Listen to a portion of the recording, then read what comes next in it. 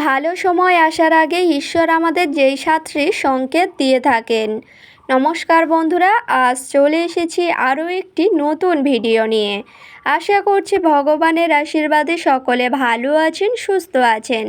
তো বন্ধুরা, ঈশ্বর আমাদের ওপর প্রসন্ন হলে এই সাতটি সংকেত দিয়ে বুঝিয়ে দেয়। ঠিকই শুনেছেন। আর এই সাতটি সংকেতের মধ্যে আপনিও যদি এই একটি সংকেতও পান, তাহলে বুঝবেন স্বয়ং ঈশ্বরের আশীর্বাদ আপনার উপর রয়েছে। এই জন্য শুভ সংকেতগুলি আপনিই পাচ্ছেন। ঠিকই শুনেছেন বন্ধুরা, এই জন্য আপনারা অবশ্যই করে সবসময় সতর্ক থাকবেন। যদি এই সাতটি সংকেতের মধ্যে একটি সংকেতও আপনি পান, তাহলে বুঝে নেবেন ঈশ্বরের আশীর্বাদ আপনার উপর রয়েছে। এই জন্য বলি বন্ধুরা, আপনারা যদি এই সাতটি সংকেতের মধ্যে যে কোনো একটিও সংকেত পান, তাহলে বুঝে নেবেন ঈশ্বরের আশীর্বাদ আপনার উপর রয়েছে এবং আপনার উপর কোনো বাধা বিপদ কোনো দিন আসতেই পারবে না। তার কারণ হচ্ছে স্বয়ং ঈশ্বরের আশীর্বাদ যার উপরে থাকে, তাকে কোনো বাধা বিপদ ছুঁতেও পারে না। এই জন্য আপনারা অবশ্যই করে চেষ্টা করবেন, যদি এই সাতটি সংকেতের মধ্যে একটি সংকেতও পান, তাহলে বুঝে নেবেন আপনি খুবই ভাগ্যবান। তার আগে বলি বন্ধুরা, ভিডিওটি সম্পূর্ণ দেখুন, একদমই স্কিপ না করে, এবং আমার চ্যানেলে নতুন হলে অবশ্যই চ্যানেলটিকে সাবস্ক্রাইব করে পাশে থাকবেন পরের ভিডিও পাওয়ার জন্য। তো এবার চলে আসি মূল বিষয়ে। এই সাতটি সংকেতের মধ্যে যদি একটি সংকেতও আপনি পান, তাহলে বুঝে নেবেন আপনি খুবই ভাগ্যবান। তার আগে বলি বন্ধুরা, আপনারা কিভাবে বুঝবেন যে এই সাতটি সংকেতের মধ্যে সেই সংকেতগুলি কি কি? ঠিকই শুনেছেন, অবশ্যই করে জানা উচিত যে এই শুভ সাতটি সংকেত কি কি। এবং আপনারা যদি এই সাতটি সংকেতের মধ্যে যে কোনো একটিও সংকেত পান, তাহলে বুঝে নেবেন এটি কিন্তু খুবই শুভ একটি সংকেত। এই জন্য আপনার সাথেই এই সংকেতটি ঘটছে বা এই লক্ষণটি দেখা যাচ্ছে। ঠিকই শুনেছেন বন্ধুরা, আপনারা কিভাবে বুঝবেন যে ভগবানের দেওয়া এই শুভ সাতটি সংকেত? অবশ্যই করে এই ভিডিওর মাধ্যমে বলে দেব এই সাতটি সংকেত সম্পর্কে। এই জন্য অবশ্যই করে ভিডিওটি সম্পূর্ণ দেখতে থাকুন। আপনারা যদি ভিডিওটি কেটে কেটে দেখেন, তাহলে অবশ্যই করে কিছু গুরুত্বপূর্ণ জিনিস হয়তো মিস করে যেতে পারেন। এই কারণে ভিডিওটি সম্পূর্ণ দেখতে থাকুন। তো প্রথমেই বলি বন্ধুরা, সাতটি সংকেত অবশ্যই গুরুত্বপূর্ণ এবং শুভ সংকেত। এই জন্য আপনাদেরকেও কিছু নিয়ম বিধি অবশ্যই মানতে হবে। সবসময় কিছু সতর্ক থাকবেন, বাড়ি ঘরের জন্য কিছু নিয়ম মানবেন।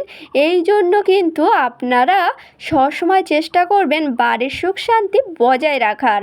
না হলে কিন্তু গৃহেতে না সুখ শান্তি বজায় থাকলে নেতিবাচক শক্তি, বাস্তুদোষ এগুলি যদি সংসারে থাকে, তাহলে কিন্তু ভগবান আপনার ওপর প্রসন্ন কোনো দিনই হবেন না, এবং তার সাথে সাথে এই শুভ সংকেতগুলি আপনি কোনো দিনও পাবেন না। ঠিকই শুনেছেন বন্ধুরা, এই জন্য অবশ্যই করে বাড়ি ঘরে সবসময় নিজের সুখ শান্তি বজায় রাখতে হবে। বাড়িতে সবসময় চেষ্টা করবেন যেন না কোনো দিন অশান্তি, কলহ এগুলি থাকে। সংসারে যদি সবসময় অশান্তি, কলহ এগুলি লেগে থাকে, তাহলে সংসারে থাকে নেতিবাচক শক্তি বা বাস্তুদোষ। যে সকল সংসারেতে কোনো দিন সুখ শান্তি বজায় থাকে না, বাড়িতে সবসময় অশান্তি, কলহ, ঝগড়াঝাটি এগুলিই থাকে, সেই সকল গৃহেতে কিন্তু কোনো দিন সুখ শান্তি আসে না, বা মা লক্ষ্মীও সেই সকল বাড়িতে স্থিত হন না। সংসারে আসে দারিদ্রতা, অভাব। এই কারণে অবশ্যই করে বাড়ির কিছু নিয়ম বিধি অবশ্যই মেনে চলবেন। সংসারের জন্য কিছু নিয়ম বিধি সবসময় মেনে চলাই উচিত। দেখবেন সংসারে কোনো দিন খারাপ শক্তি বা নেতিবাচক শক্তি আসতেই পারবে না। এবং যে সকল সংসারেতে সবসময় ঠাকুরের আরাধনা করা হয়, পূজা পাঠ করা হয়, সেই সকল গৃহেতে কিন্তু কোনো খারাপ শক্তি বা নেতিবাচক শক্তি আসতেই পারে না। এই কারণে অবশ্যই করে আপনারা সবসময় চেষ্টা করবেন বাড়িতে সবসময় ঠাকুরের আরাধনা করা, পূজা পাঠ করা। সংসারের জন্য খুবই মঙ্গলময় হবে। এবং তার সাথে সাথে বাড়িঘরও সবসময় পরিষ্কার পরিচ্ছন্ন রাখতে হবে। বাড়িঘর যত পরিষ্কার পরিচ্ছন্ন করে রাখবেন, ততই সংসারের জন্য মঙ্গলময় হবে। বিশেষ করে বাড়ির সদর দরজা বা তুলসী তলা, এই দুটি স্থান কিন্তু সবসময় পরিষ্কার পরিচ্ছন্ন করে রাখবেন, না হলে কিন্তু খুব সহজেই সংসারে আসবে নেতিবাচক শক্তি বা বাস্তু দোষ।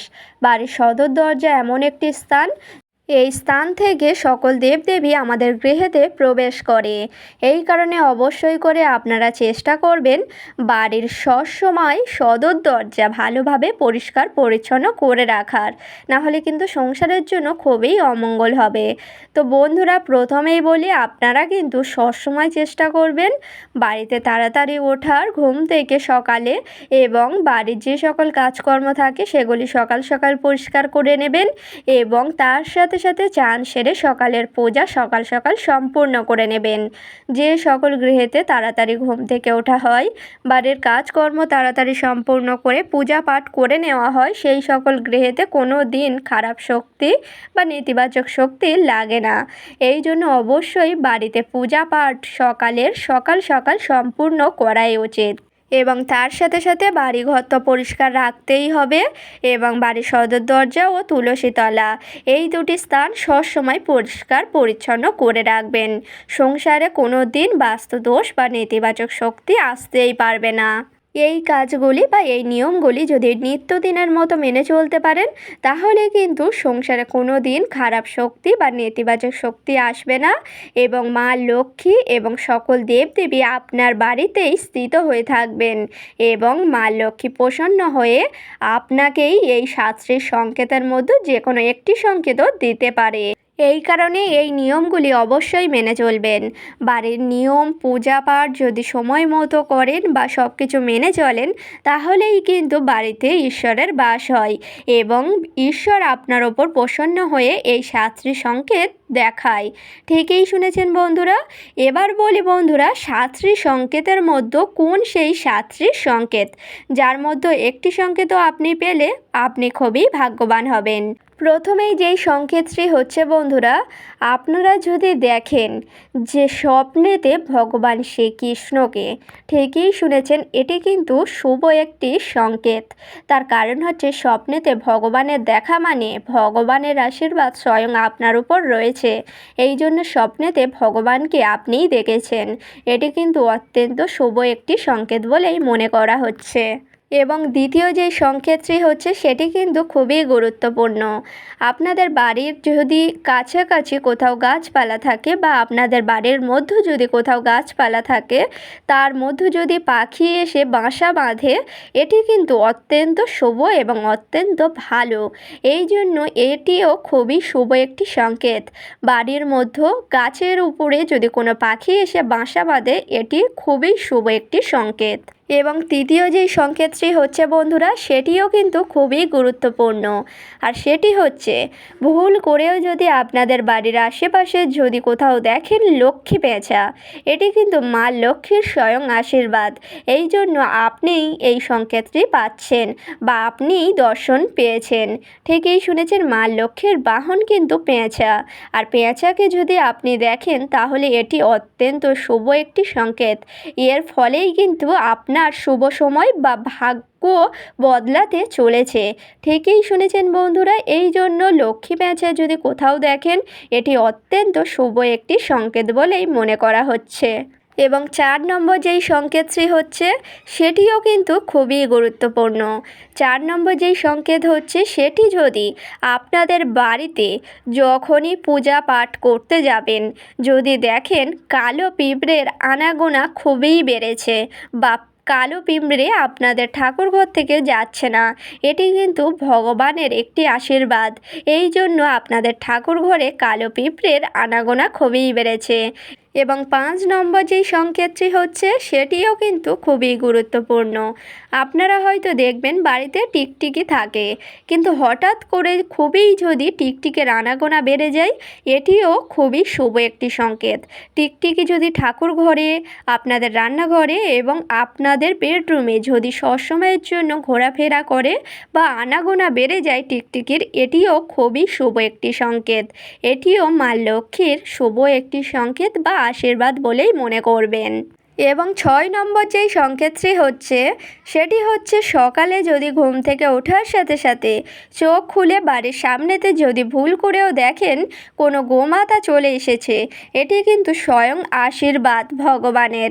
এই জন্য সকাল সকাল ঘুম থেকে ওঠার সাথে সাথে চোখ খুলে গোমাতার দর্শন পেয়েছেন, এটি কিন্তু স্বয়ং ভগবান শ্রীকৃষ্ণের আশীর্বাদ বলেই মনে করবেন। এই জন্য সকালে চোখ খুলে গোমাতার দর্শন পেয়েছেন আপনি। এবং 7 নম্বর যেই সংকেতটি হচ্ছে সেটি হচ্ছে কোনো ভিখারি বা কোনো ভিক্ষুক আপনাদের বাড়িতে যদি ভুল করে চলে আসে এবং যদি কোনো কিছু চাই তাহলে অবশ্যই আপনাদের স্বার্থ মতো কিছু দেবেন। এটি কিন্তু অত্যন্ত শুভ একটি সংকেত বা ভগবানের আর এক রূপ বলতে পারেন। কোনো ভিখারি বা ভিক্ষুককে কোনো কিছু দান করা অত্যন্ত শুভ ও অত্যন্ত পুণ্যবান একটি কাজ। এই জন্য এটি যদি আপনাদের সাথে ঘটে বা কোনো ভিক্ষুক বা ভিখারি আপনাদের বাড়ি ভুল করেও চলে আসে তাহলে তাদেরকে খালি হাতে ফেরাবেন না, আপনাদের সামর্থ্য মতো কিছু দেওয়ার চেষ্টা করবেন। তো বন্ধুরা, আশা করছি বুঝতেই পারছেন এই হলো 7টি সংকেত। আর এই 7টি সংকেতের মধ্যে যদি একটিও সংকেত আপনাদের সাথে ঘটে তাহলে বুঝে নেবেন স্বয়ং ঈশ্বরের আশীর্বাদ আপনার ওপর রয়েছে। এই জন্য এই সংকেতগুলির মধ্যে আপনি এই একটি সংকেত হলেও পেয়েছেন। তো বন্ধুরা, এই 7টি সংকেতের মধ্যে যদি একটি সংকেতও পান তাহলে বুঝে নেবেন স্বয়ং ঈশ্বরের আশীর্বাদ আপনার উপর রয়েছে। তো আজকের ভিডিওটি ছিল এই পর্যন্ত। ভিডিওটি ভালো লাগলে লাইক করবেন, শেয়ার করবেন, কমেন্টে লিখে যাবেন জয় মা লক্ষ্মীর জয়। আর আমার চ্যানেলে নতুন হলে অবশ্যই চ্যানেলটিকে সাবস্ক্রাইব করে পাশে থাকবেন পরের ভিডিও পাওয়ার জন্য। সকলকে জানাই অনেক অনেক ধন্যবাদ। হরে কৃষ্ণ, রাধে রাধে।